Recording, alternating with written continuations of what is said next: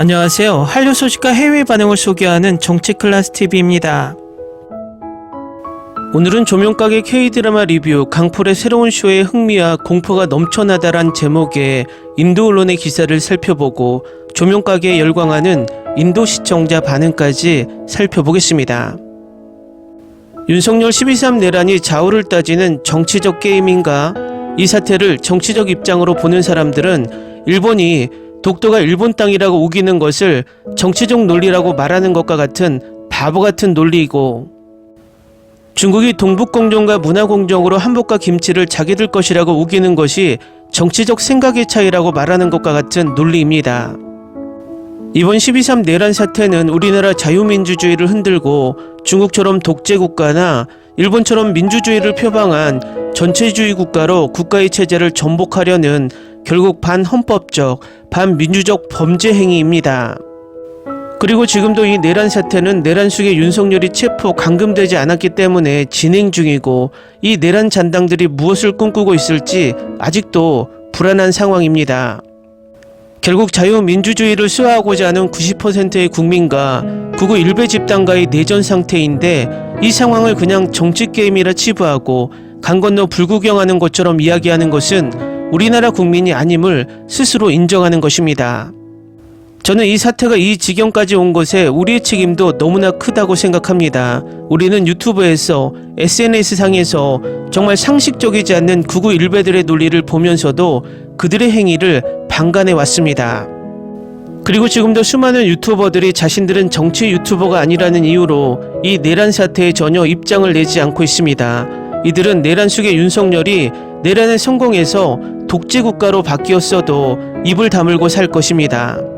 심지어 이 상황을 이용해서 윤석열의 내란에 대한 비판을 일도 하지 않고 우리나라 K-POP 시위를 이용해 조회수 올리기에만 이용하는 뇌가 없는 국뽕 유튜버들도 많습니다. 그들은 윤석열 내란 수기가 꿈꾼 독재에 맞서 싸우고 있는 진정한 애국자들의 순수한 마음에 기생해서 자신의 이득만을 취하는 기생충들입니다. 이들이 일제강점기의 친일파와 뭐가 다릅니까? 저는 예전부터 극우 일베들이 댓글을 달면 그들보다 더 심한 입에 담을 수 없는 욕으로 그들을 조롱합니다. 혹자는 이 댓글들에 불편해합니다. 논리적으로 잘 설득하는 게 어떠냐. 그런데 저는 그들은 이미 논리적인 것을 벗어난 극우 일베라는 사이비 종교에 빠진 광신도가 되었다는 것을 알고 있습니다. 이들은 그 어떤 논리적인 언어로도 설득할 수 없습니다. 그동안 많은 상식인들이 그들을 좋은 말과 논리로 설득하려 했지만 단 한 사람도 이 미친 광신도들을 설득시키지 못했습니다. 결국 그들은 유튜브나 SNS에서 악마적인 사이버 레카로, 때론 남녀를 갈라치게 하는 혐오 유튜버로, 극기야 음모론을 주장하는 극우 유튜버로 성장해 내란 속의 윤석열이라는 괴물을 키웠습니다. 지금은 아직 끝나지 않는 내란 상황이고, 이 내란 속이야 우리 사회를 좀먹고 있는 극우 일베 세력을 뿌리 뽑지 않는 한 계속해서 제2의 윤석열이 등장할 것입니다. 저는 그저 한 명의 국민으로서 정치 게임이 아닌 민주주의와 독재의 싸움에서 민주주의가 승리해야 한다는 옳고 그름의 메시지를 전하는 것뿐입니다. 지금 이 상황을 일상적인 정치 싸움으로 치부하고 물타기를 하는 사람들은 우리나라 국민이 아니거나 극우 일베 세력이거나 지능이 한참 모자란 사람으로밖에 볼 수 없고, 이들과 싸우기 위해서는 논리적인 용어가 아닌 그들이 사용하는 비논리적인 용어로 망신과 조롱을 해서 절대 유튜브나 SNS에서 내란 행위를 옹호하는 발언을 하지 못하게 만들어야 우리 사회가 바로 선다고 개인적인 생각을 합니다. 그래서 저는 저희 채널에서 논리적인 척하며 내란 세력의 독재를 옹호하거나 막말로 내란을 옹호하는 사람들이 있다면 제가 하는 모든 모욕적인 언어로 그들을 개인적으로 단죄해왔고 앞으로도 그럴 것입니다.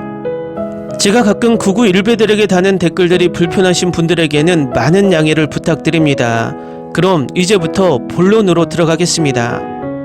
조명가게가 인도 디즈니 플러스 1위에 올랐다는 인도 기사입니다. 초자연 드라마 조명가게는 간단하면서도 매력적인 컨셉을 중심으로 흥미로운 서사를 엮어냅니다. 핵심 전제인 신비한 조명가게는 초월적인 미스터리와 진심 어린 드라마 사이를 번갈아가는 쇼의 무대를 마련합니다. 이야기는 두 부분으로 전개됩니다. 처음 4개의 에피소드는 시청자를 침울한 공포와 수수께끼 같은 음모에 빠뜨립니다. 현재 디즈니 플러스에서 스트리밍 중인 후반부에서는 제작자 강풀이 가게의 비밀을 밝힙니다. 정원영이 운영하는 조명가게는 비극적인 버스 사고로 연결된 캐릭터들의 만남의 장소 역할을 합니다. 그들 중 많은 사람이 병원에서 혼수 상태에 빠져 있는 반면 가게는 다른 세계의 영역에 있습니다. 감정적 깊이가 서사를 풍부하게 하는 반면 빽빽한 배경 스토리와 고조된 감상주의는 압도적으로 느껴질 수 있습니다. 강풀의 가슴 아픈 시나리오는 때때로 멜로드라마로 기울어지고 중간 시즌의 긴장감은 폭로와 해결책으로 빠르게 전환됩니다. 이 시즌은 확장된 에필로그와 가능한 속편에 대한 티저로 마무리됩니다. 조명가게는 감정적 공명과 생각을 자극하는 아이디어의 강렬한 순간을 제공하여 초자연적 스토리텔링의 독특한 항목으로서의 자리를 굳건히 합니다. 조명가게는 현재 디즈니 플러스 핫스타에서 인도 순위 1위를 기록하며 인도 시청자들을 폭풍 오열시키며 입소문으로 계속해서 시청 시간을 늘려나가고 있습니다. 다음은 조명가게에 열광하는 인도 시청자 반응입니다. 한국 호러 스릴러는 언제나 굉장해요. 줄거리는 당신의 두뇌를 가지고 놀고 당신을 좌석 가장자리에 유지합니다. 다음 시즌을 기다릴 수 없어요. 이 시리즈는 볼만한 가치가 있습니다. 시청해야 합니다. 너무 좋아요. 스포일러를 보지 마십시오. 에피소드를 시청한 후에 여기로 다시 오세요. 보통 이지영은 1, 2에서 으스스하고 소름 끼치는 모습을 보일 수 있지만 4, 5회를 보신 분들은 이지영이 얼마나 환상적이고 비극적인 캐릭터인지 아실 겁니다. 사랑하지 않을 수 없는 이지영 같은 사람은 누구에게나 필요한 법이죠. 지영의 인생. 여러분, 저는 다른 어떤 영상에서도 이런 말을 한 적이 없지만 여기서 버릇없게 여기지 말고 시리즈를 시청하시길 바랍니다. 정말 놀랍고 시청할 가치가 있습니다. 제가 이 시리즈를 말하는 것은 진부한 공포가 아닌 다른 것입니다. 뭔가 색다르고 꽤 흥미롭고 클라이맥스를 보는 진정한 즐거움은 설명 영상이 아닌 시리즈를 시청한 후에 찾아올 것입니다. 한번 보세요. 좋아할 거예요. 지난 7, 8회에 걸친 한국 드라마의 명작입니다. 이 드라마를 보면 소름이 돋네요. 마지막 쿠키 영상은 드라마 무빙에 이어진 세계관입니다. 말 그대로 무빙 시즌2가 너무 기대됩니다. 왜 그들이 우리를 놀리나요? 이렇게 세련된 드라마는 100년 동안 발리우드에 등장한 적이 없습니다. 제 생각엔 솔직히 너무 좋았어요. 하룻밤 만에 시즌 전체를 시청했습니다. 마지막까지 반전이 좋았어요. 이 시리즈는 일종의 호텔 델루나를 연상시킵니다. 4, 5세기를 알 수 있도록 도와주는 호텔도 있습니다. 완전 시리즈가 정말 마음에 듭니다. 저도 간호사이고 병원에서 근무하고 있습니다.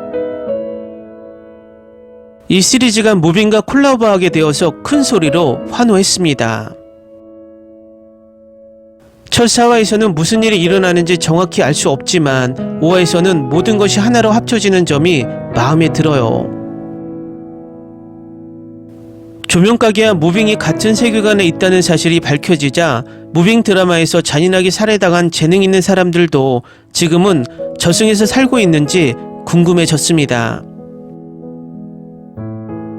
시작은 매우 좋았고 미스터리와 서스펜스가 딱 적당했고 무슨 일이 일어나고 있는지 이해하도록 나를 사로잡았고 마지막 2 에피소드는 과도했고 드라마가 너무 많았고 스토리가 믿을 수 없었습니다.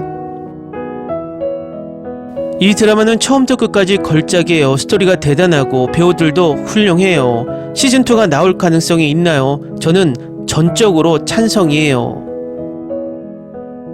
절대 놓치지 마세요. 점차 모든 것을 이해하게 될 것이고 이 드라마는 매 순간 가치가 있습니다. 10점 만점에 10점입니다. 저는 지금 5화를 보고 있는데 이 에피소드는 저를 너무 가슴 아프게 했습니다. 이 소위 공포가 저를 눈물 흘리게 할 줄은 생각지 못했습니다. 너무 좋았어요. 확실히 2024년 최고의 드라마입니다. 이 드라마는 숨은 보석입니다. 이걸 보면서 울게 될 줄은 생각지도 못했습니다. 조명가게 같은 곳이 있으면 정말 대단할 텐데요. 기대감 없이 이 드라마를 시작했어요. 첫 몇 에피소드의 스릴러가 정말 좋았어요. 마지막 에피소드는 저를 울음을 멈추지 않게 했어요. 훌륭하고 재밌는 시리즈입니다. 다음 시즌이 있었으면 좋겠습니다. 매우 무서워서 충분히 추천할 수 없습니다. 제가 오랫동안 본 최고의 국제 TV 시리즈 중 하나입니다. 너무 대단해서 끝나지 않았으면 하는 생각이 들고 TV 시리즈에 대한 그런 감정을 느낀 지 오래되었습니다. 정말 좋습니다. 직접 보셔야 합니다. 다음 시즌은 4개 에피소드 이상이어야 합니다. 저는 일반적으로 드라마에 대한 코멘트를 하지 않지만 이 드라마는 정말 대단해요. 정말 말문이 막혀요. 처음에는 시간을 보내기 위해 이 드라마를 보기 시작했지만 나중에는 정말 흥미를 느꼈어요. 놓쳐서는 안 될 드라마가 몇 개 있는데 이 드라마가 그중 하나예요. 지금까지 본 어떤 것과도 다른 매력적인 스토리라인, 영상과 스토리라인은 끝까지 약간 혼란스러웠지만 전반적으로 끝까지 빠져들게 했습니다. 가슴 아픈 연기를 선보이는 매우 훌륭한 배우들이 있습니다. 이 드라마가 김희원의 데뷔작이라는 걸 알았을 때 너무 충격을 받았어요. 이 드라마에 대한 첫인상은 연출이 정말 잘 됐다는 거였어요.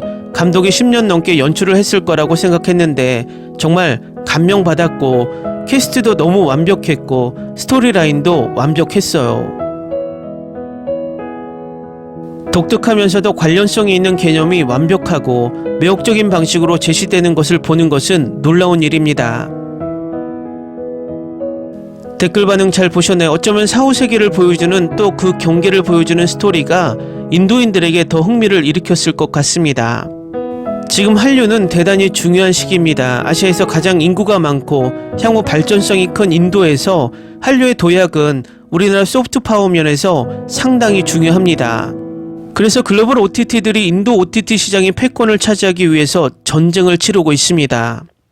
이렇게 향후 먹거리 시장인 한류 콘텐츠 시장이 확장을 할까 말까 하는 이 중요한 시점에서 저 머리 나쁜 내란 수계가 21세기의 계엄을 일으켜 한류까지 흔들고 있습니다. 위에서 말했듯이 이 내란 상황은 끝나지 않았습니다. 우리 모두 저 한류의 적 내란 수계가 체포되고 단죄를 받을 때까지 끝까지 힘내서 싸웁시다. 정치클래스TV는 한류 외신과 해외 반응을 꾸준히 쫓아가 보겠습니다. 재밌게 잘 보셨나요? 여러분의 구독, 좋아요, 댓글, 알림 설정은 콘텐츠 제작에 큰 힘이 됩니다. 그리고 항상 하시는 일마다 대박 나시고 행복하시길 바랍니다.